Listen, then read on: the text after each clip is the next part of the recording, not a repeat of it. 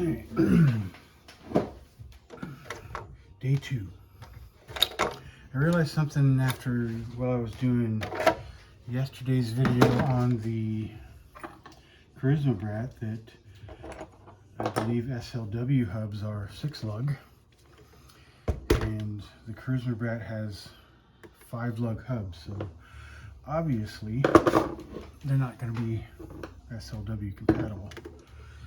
Today what I want to do is take the quick run 1080 that's in this and put it into that so that I can actually go run it without getting so frustrated. So I'm pretty sure it's in here.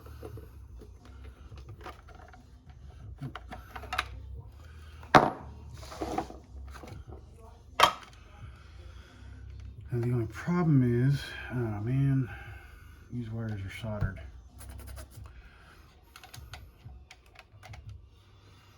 Do I really want to clip these?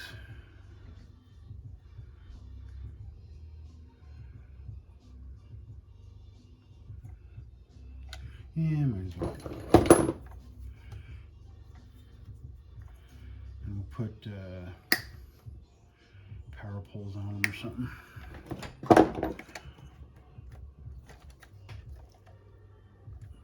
Should probably take this battery tray out. Maybe I can avoid having to remove the power poles.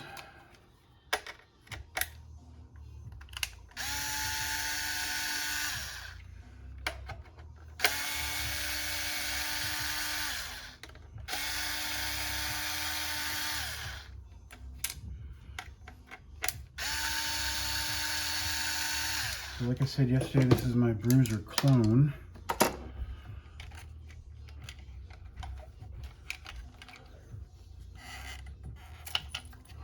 Twist that off.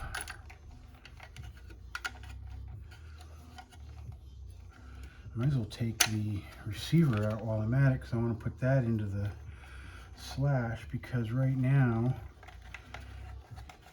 the slash drag car has the R314S. Oh, this is the same thing. Crap. It's the E model, so it doesn't have the external antenna, which is like what, a couple inches long. And in the drag car, after I bought it, of course, I read the documentation for it, and it says that it's good for about 150 feet. So, oh, really? Okay. You know, and a scale drag car goes 132 feet, and that's without runoff. So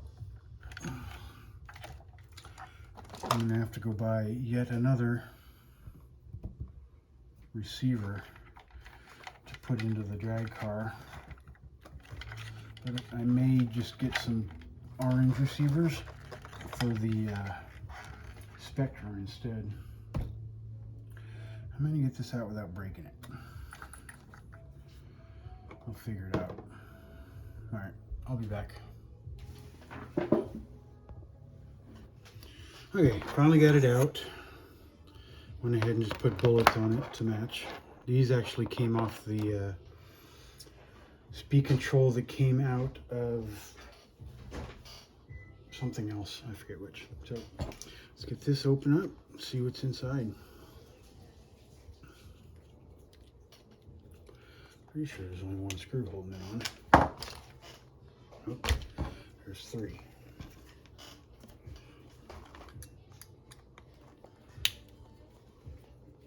It might actually be 4. Oh, damn it.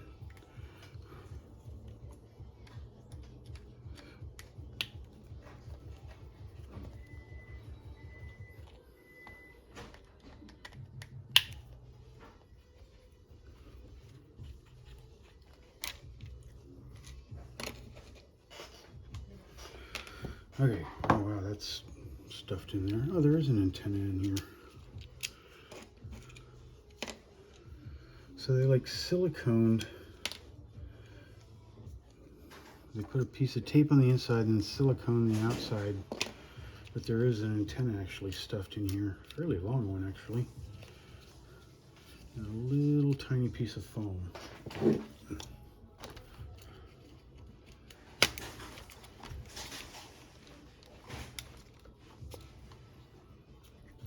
And a O-ring for the cover.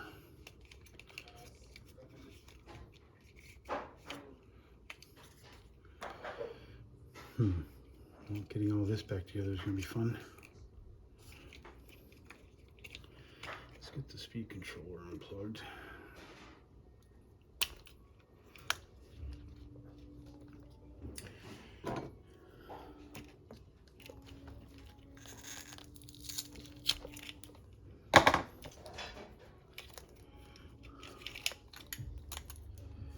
Get rid of that mess. I'll hang on to it. Probably go into a off-road car. It's just not well suited for crawlers, but it can be converted to forward brake reverse in setup, so we'll deal with that later. All right, I'm gonna get this cleaned up and we'll put it all back together. Okay, got it mounted. Everything's stuffed back into the receiver box. There's a little gap here in the back, but I'm probably never gonna run this thing in water, so I'm not too worried about it. Now I am just putting the ESC switch. Just going to mount it to the back of the receiver box so I can reach up underneath to turn it on and off. I could probably almost, it'll hang off the side if I try and put it where the speed controller is. So I'll just mount it on the back here. It was mounted on the bottom of the bed in the 407, the Bruiser clone. I've really started to like this VHB, very high bonds made by 3M. I mounted a deck lid spoiler on my full-size car about a year and a half ago, and it has not moved. So I have 30 feet of the stuff, so I might as well use it. All right, that's all done. Like I said, I'll just hang on to this and use it for something else. All right, now we got to get everything plugged in.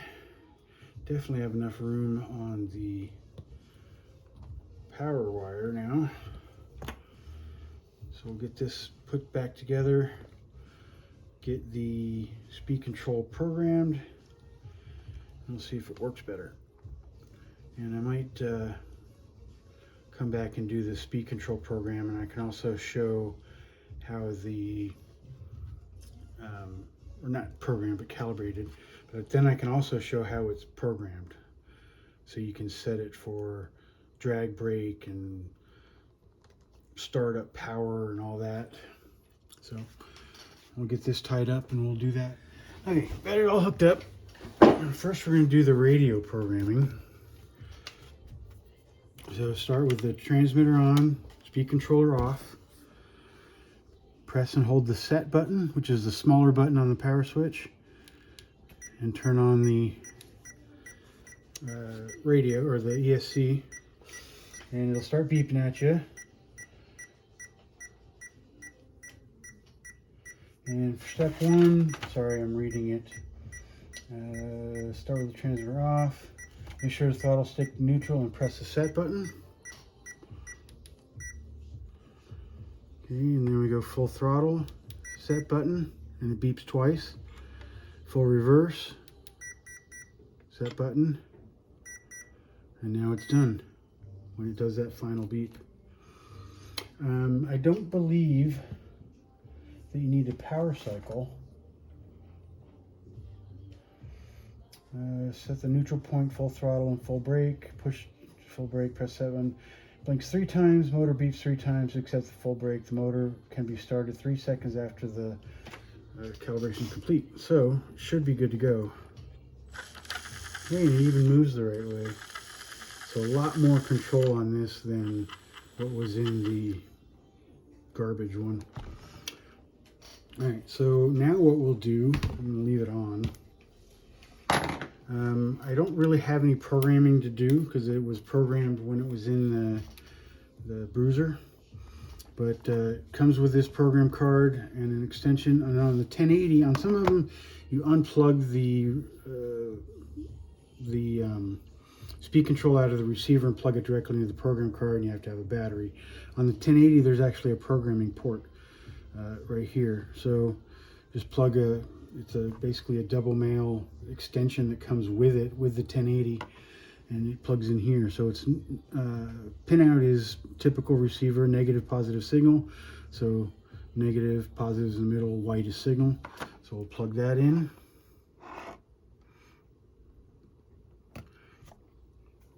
And this, I think I do have to power cycle it.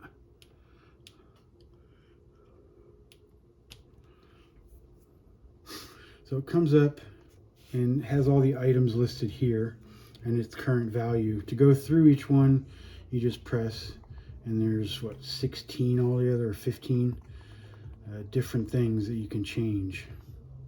So right now, item 1 is running mode. It's in forward and reverse, so no brake.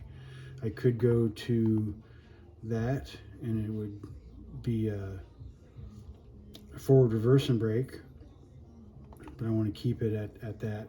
Battery type, LiPo or nickel metal hydride. It's set to LiPo. Cutoff voltage, auto, medium. I'm not sure where medium is, but you know, better safe than sorry. Start force, 0%. Max forward, 100%, and so on and so forth. The only thing I might want to change is 9, which is the drag brake. Right now it's set on 4, which is 50%. Let's let's leave it there. Better than that 100% that thing had. But that's pretty much it. If you wanted to make a change, like if we went back to this one and changed it to just forward and brake, say, so value 1, hit OK, and now it's at value 1. So now when I power it off, unplug it, power it back on. So now there is no reverse. Forward and brake, no reverse. So I'm going to plug it back in, change it back to crawler mode.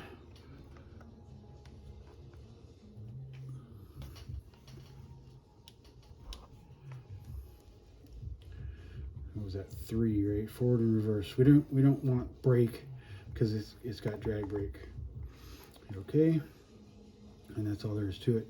Reset resets the entire thing back to defaults, all 15 functions, and then power cycle, and then you can start over. Like if you royally mess something up, you can just reset it back to how it came out of the box. So that's it on calibration and programming of the ESC. Let's go give it a run. Well, there isn't a whole lot to crawl here in my front yard, but let me see what it does.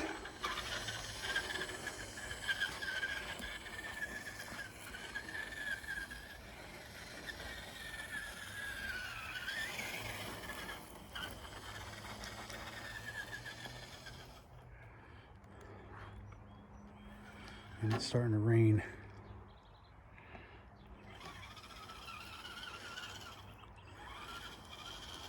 I love these Hobbywing 1080s because they just have such fine control. I'm the type of driver who likes the scale part of driving where you don't look like you're giving yourself whiplash every time you start and stop when you're driving.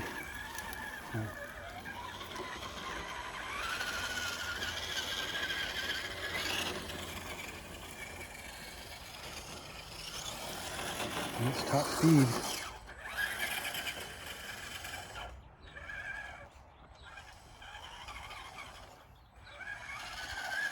Trying to drive and make sure I'm filming the car at the same time.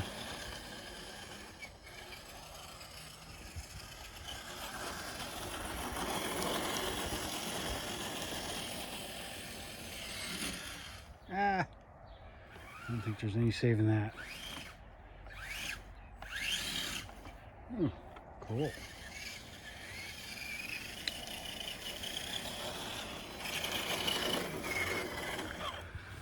So yeah, there it is. Thanks, guys. Okay, so I decided to put the bar 6s and the original axial tires on this thing. I think that actually looks kind of neat. So this is with the original tire and then the bar 6s. And they're a lot heavier too, so that's probably good. Even though it is rotational weight, at least it's, would that be considered unsprung? It's still weight, so I don't have to get, brass. Because Carisma is out of a lot of stuff right now. I would like to get their metal knuckles, and I might go ahead and do that, which I think also comes with a metal link to replace that tie rod. So yeah, I think that looks pretty good.